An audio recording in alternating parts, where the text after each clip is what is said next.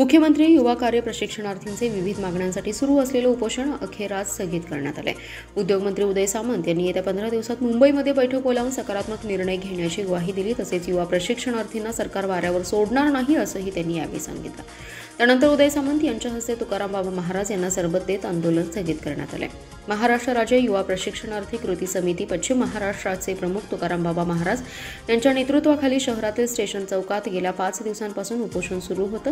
या उपोषणात सांगली, कोल्हापूर, जालना, अकोला, अहिल्यानगर, बीड, नांदेड, परभणी, नाशिक, गडचिरोली आदी जिल्ह्यांसह मराठवाडा आणि विदर्भातील प्रशिक्षणार्थी सहभागी झालेत। उद्योगमंत्री उदय सामंत हे सांगली दौऱ्यावर असताना त्यांनी आंदोलकांनी दखल घेत तातडीने भेट दिली। यावेळी बोलताना उदय सामंत म्हणाले, युवा प्रशिक्षणार्थींचे प्रश्न सोडवण्यासाठी आम्ही येत्या 15 दिवसाच्या आत मुंबईत शासन स्तरावर बैठकीचं आयोजन केलं जाईल। या बैठकीसाठी युवा प्रशिक्षणार्थींच्या 10 जणांचं शिष्टमंडळ देखील बोलवण्यात येईल। मी युवा प्रशिक्षणार्थींच्या भूमिका प्रतिनिधी म्हणून मांडेन। युवा प्रशिक्षणार्थींचे 11 महिने संपत आलेत, काहींचे संपलेत, पुढे काय करायचं यासाठी त्या बैठकीचं आयोजन करण्यात येईल अशी ग्वाही त्यांनी यावेळी दिली आहे।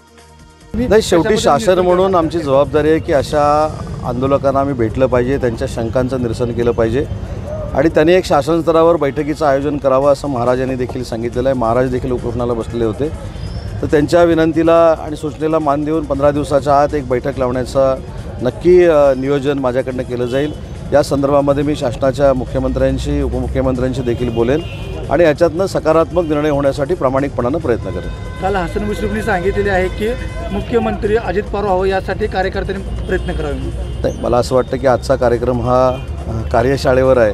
मुख्यमंत्री कोण होणार नाही होणार याच्यावर आपण नंतर बोलू, ते जनता ठरवत असतं, मी एकटा ठरवून उपयोगाचं नसतं। त्याच्यामुळं मला असं वाटतं की एकनाथ शिंदेसाहेब मुख्यमंत्री असताना या मुलांसाठी घेतलेला निर्णय आहे, तो त्यांना कशा पद्धतीनं न्याय मिळेल यासाठी माझा प्रयत्न राहील।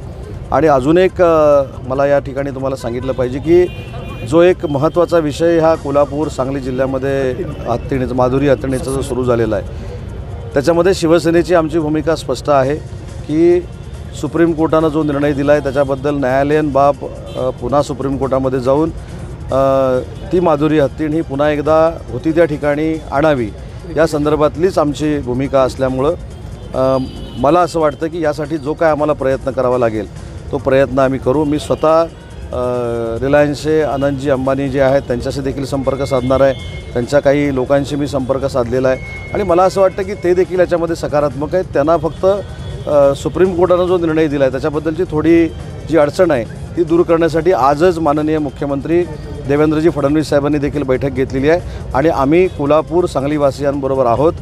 या हत्तीणीला पुन्हा एकदा आणण्यासाठी शासन देखील जोरदार प्रयत्न करणार आहे। उदयजी सामंत साहेबांनी त्यांनी खूप चांगल्या पद्धतीने सांगितलं की 2 दिवसामध्ये माननीय एकनाथ शिंदे साहेबांची भेट घालणार आणि सकारात्मक चर्चा होईल। त्यानंतर एक शिष्टमंडळाची एक मीटिंग लावतो म्हणून सांगितले, 15 दिवसाची मुदत दिली आहे। तर ह्याच्यामध्ये जर समाधानकारक हे सगळं घडवत असताना आमचे सांगली जिल्ह्याचे जे जिल्हाध्यक्ष आहेत महेंद्रजी चंडाळे साहेब आहेत, परत कुलदीप देवकळे आहेत, त्यानंतर आमचे बालाजी पाटील चाकूरकर आहेत, ती सगळी मंडळी आहेत, युवा प्रशिक्षण माझ्यासोबत आहेत आणि तालुक्यातले सगळे पत्रकार बांधव माझ्यासोबत आहेत, जिल्ह्यातले सगळे पत्रकार बांधव माझ्यासोबत आहेत। ह्या सगळ्या गोष्टी होत असताना आम्ही हक्काच्या लढ्यासाठी 5 दिवस आम्ही आंदोलन केलं, पण जर सकारात्मक दृष्टीतून आमचा जर विचार नाही झाला तर आम्ही येणारं पुढचं जे आंदोलन असेल किंवा पुढची ती दिशा असेल, आम्ही सांगलीच्या कृष्णामाई घाटावरती आम्ही आंदोलनाला बसलो होतो, तिथं आमचा विचार केला गेला नाही, तिथून डावललं गेलं।